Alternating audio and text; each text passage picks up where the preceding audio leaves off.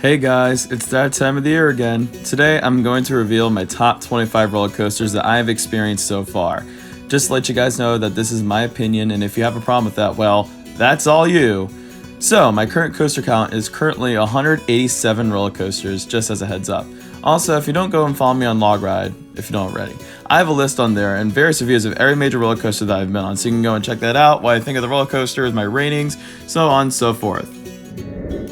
Now, before we start the list, I want to give an honorable mention to Top Thrill Dragster at Cedar Point. This roller coaster has since been retired in its current form, however, it would have made the number 7 spot if it was still operating. This roller coaster had one of the most insane launches I've ever experienced. It was perhaps the best 17 seconds that I have had on any roller coaster. I'll be very excited when they bring this coaster back in the new form. Now, on to the real list. Number 25, the Incredible Hulk coaster at Universal's Islands of Adventure. We are kicking things off with one of the most iconic coasters in existence. The Incredible Hulk coaster is one of the most beloved roller coasters anywhere. First off, the soundtrack is killer. I just love jamming out to the music whenever I ride this coaster. Next, it is perhaps one of the most intense roller coasters that I have done.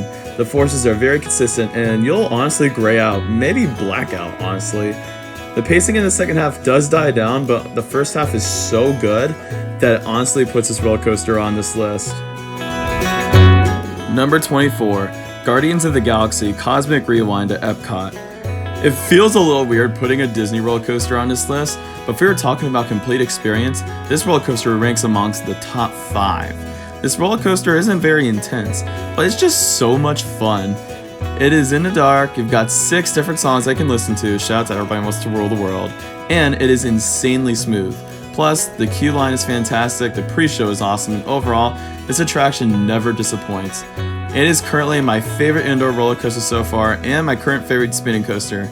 Now, I haven't done attractions like Time Traveler or Ride to Happiness, but as of right now, this is my favorite spinning roller coaster, and also is by far my favorite roller coaster of any Disney park. It just combines the complete experience and the roller coaster. It's honestly a full package, and it just makes this coaster just so worth waking up at 7 a.m. to reserve that virtual queue time. And yeah, I just love this roller coaster every time that I go on it. It really is that good. Number 23, Thunderhead at Dollywood. This GCI wooden coaster is older, but it still packs quite a punch. The layout is filled with loads of airtime, tons of drops, and very tight turns. Plus, I love the station flyby, the pacing is excellent, and honestly this coaster isn't too rough. It did help that there was a retracking when I rode this coaster back in 2019, but this coaster is the definition of a classic GCI that still continues to deliver after all of these years. Number 22, AFTERBURN at Carowinds. AFTERBURN is hands down one of the most underrated inverted coasters in existence.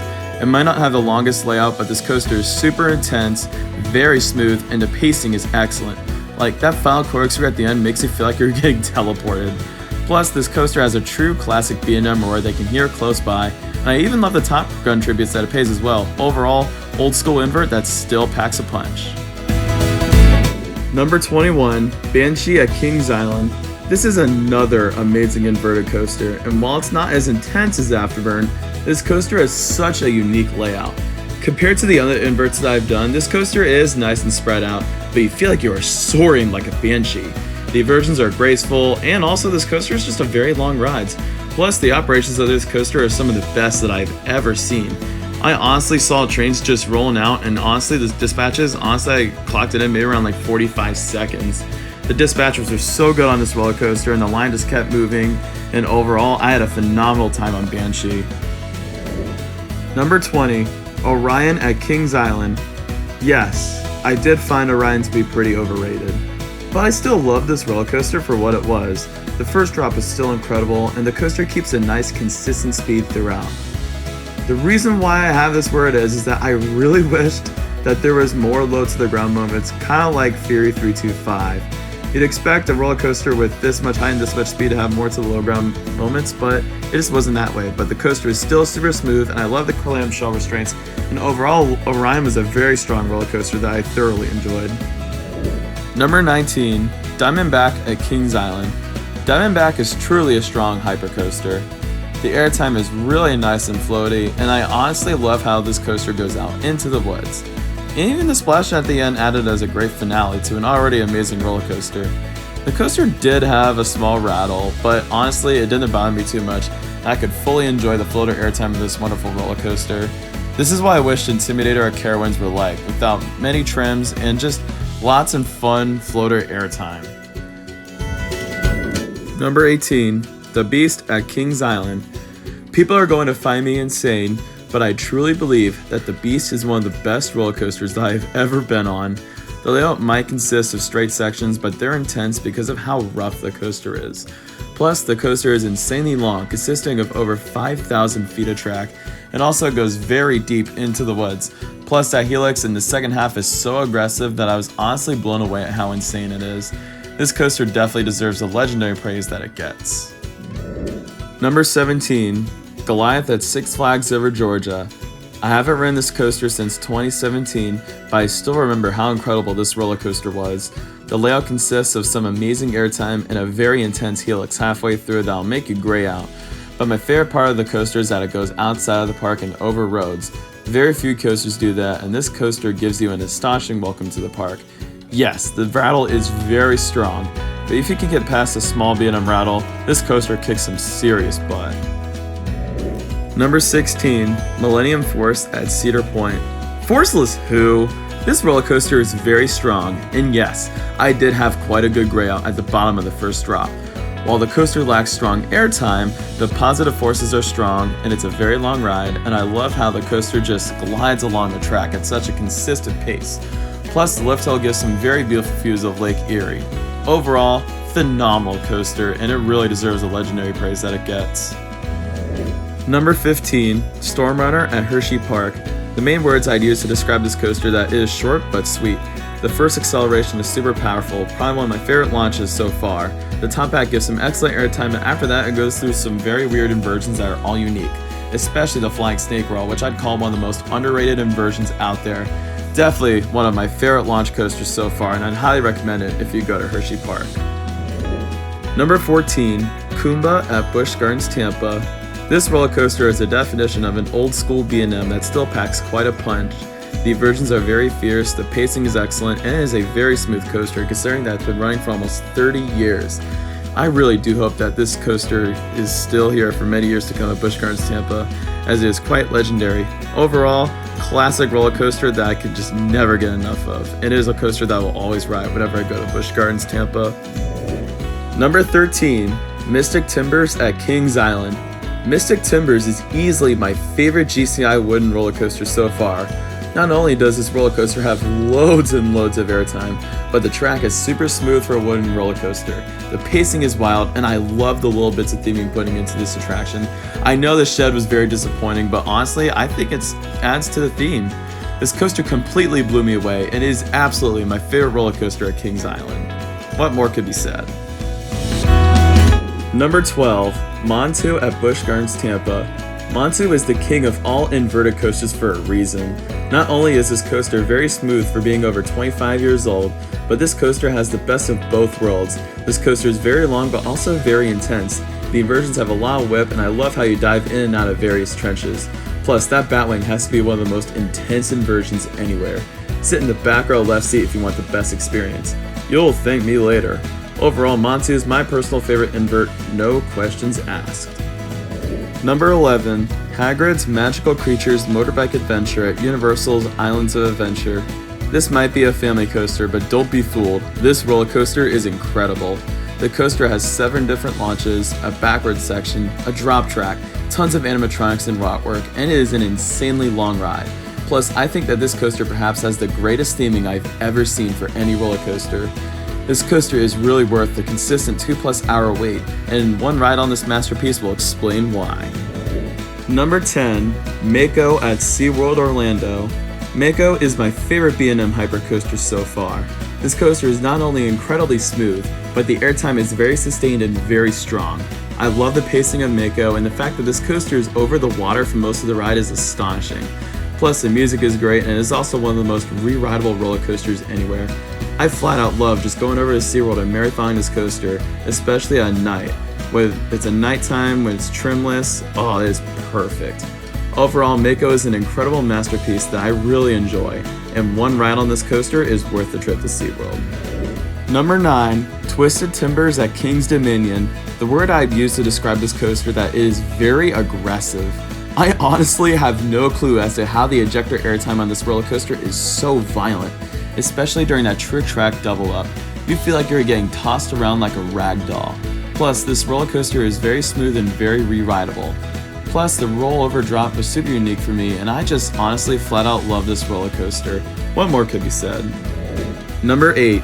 Maverick at Cedar Point. This launch roller coaster is smaller, but man, it packs one huge punch.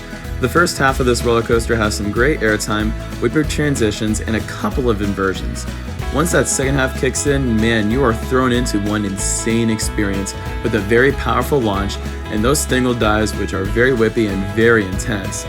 Honestly, I was seriously blown away at how aggressive this roller coaster is. Overall, Maverick is just flat out epic. It is one roller coaster that I highly recommend if you go to Cedar Point. Number 7. SKYRUSH at Hershey Park. I know SKYRUSH gets a lot of controversy, but there is a lot of good that I can say about SKYRUSH. A lot of people do not like this roller coaster because their restraints do tend to kill your thighs, but holy cow, this airtime is ridiculous. It is honestly horrifying how intense this airtime is. You know you're in for a wild ride when the drop feels like a car crash. Plus, the ride is super intense. It will also remain a special ride for me as this was my 100th roller coaster when I rode it in 2018. The rest of my family despised this coaster, but me and my dad both loved it, and this coaster easily remains my top 10. Number 6. Fury 325 at Carowinds. Fury 325 absolutely deserves the praise that this coaster gets. This B&M Giga coaster is incredible. Not only does Fury 325 have such consistent speed, but this coaster is very intense, fast, and is an insanely long ride. Plus, the drop is incredible, and this coaster even has some very strong airtime at points. Lastly, this coaster is also super re-rideable. I will never forget during my last trip that I marathoned the crap out of this roller coaster. I remember that this coaster was my number 1 back when I started my channel, and to me this coaster will always have a soft spot in my heart and will be an all-time favorite of mine. Number 5. Lightning Rod at Dollywood. What makes Lightning Rod so good is how unique this roller coaster is and how it plays with the terrain. I was a little nervous going to this roller coaster as this ride is known for its downtime. However, it did not break down once and I got to ride this roller coaster multiple times. The airtime is very strong and violent, with the quad down serving as my favorite airtime moment of all time. The amount of air you get and how stronger it seemingly gets is something insane. If you are able to ride this roller coaster during your trip to Dollywood, it is worth a shot. Number 4. Intimidator 305 at King's Dominion. Intimidator 305 is hands down the single most intense roller coaster that I have ever been on in my life. After the incredible first drop, you go through this turn and you experience a very hardcore gray out. Going through that track that fast at 90 miles per hour was something that had me in complete shock. Not only that, but afterwards the coaster goes through some very fast-paced turns and it gives you the feeling of a NASCAR driver. I'll remember after my first ride, my adrenaline was pumping and it just makes me want to go back to this park and ride this roller coaster again. Number 3. Jurassic World VELOCICOASTER at Universal's Islands of Adventure. VELOCICOASTER is one of those roller coasters that has the best of both worlds. Not only is this roller coaster incredible, but the theming incorporated is top notch. The Raptor pack during the first half literally looks like it came straight from the movies. Plus, the queue line is one of the best in the world. In terms of coaster, the first half consists of amazing ejector airtime and some insane head choppers, but the second half is where the insane elements come into play, including a powerful second launch, a top hat with lethal ejector, a great zero-G stall, and of course, the legendary Mosasaurus roll, which being my favorite inversion of all time. But the way it just twists you is something that I can't even describe it how insane it is. I honestly am so blessed to have this roller coaster in my backyard, and even just going to ride this one roller coaster once is worth the trip to Islands of Adventure. Like, this ride is truly incredible. Number 2. Steel Vengeance at Cedar Point. Honestly, I could see why people would rank this coaster as their favorite, as that is because this roller coaster has it all. It has lots of airtime, the most airtime in the world, clocking in at a record-breaking 28 seconds. Like, that's insane. It has 4 inversions, it's super smooth, and it is also a very long ride. This roller coaster just feels like it is going on forever. Plus, I love how during the second half it dives in and out of the structure. This roller coaster just feels like an adventure from start to finish, and I literally just cannot get over how incredible this roller coaster is. Like, it is the real deal. Number 1, Iron GWAZI at Busch Gardens, Tampa. This roller coaster is definitely not as long as Steel Vengeance, but holy crap, there is a reason why I would call this roller coaster my number 1. This RMC is super menacing, the drop is absolutely incredible, the pacing is bonkers. I mean, look at how fast that this train is just running through the course. It is just flying at neck-breaking speeds till the finish. Plus, the airtime is ridiculous. It even has some intense positive forces. It really is the full package. And this coaster also pays tribute to the original attraction very well. You will literally sit on the brake run thinking about what just happened at the end of the ride. And that is why Iron GWAZI is my number 1 roller coaster that I have done so far. So what have we learned today? We have learned that there are so many excellent roller coasters out there, so many different rides to choose from. However, this is how I'd rank my top 25 roller coasters as of November 2022. And that'll conclude this video. I hope you enjoyed it. If you did, feel free to give it a like, and don't forget to subscribe for more videos in the future if you enjoyed this one. And comment below, what is your top 25? I'd like to know in the comments below. And if you're surprised with some of these opinions, if you disagree or agree, comment below. I'd like to hear your thoughts. And don't forget to check out Theme Park Guy Productions on all social media platforms, Instagram, TikTok. Don't forget to check out the Flock Fan as well if you want to see some football content. I do predictions, power rankings, etc. I'll see you guys next time, and you are clear for dispatch.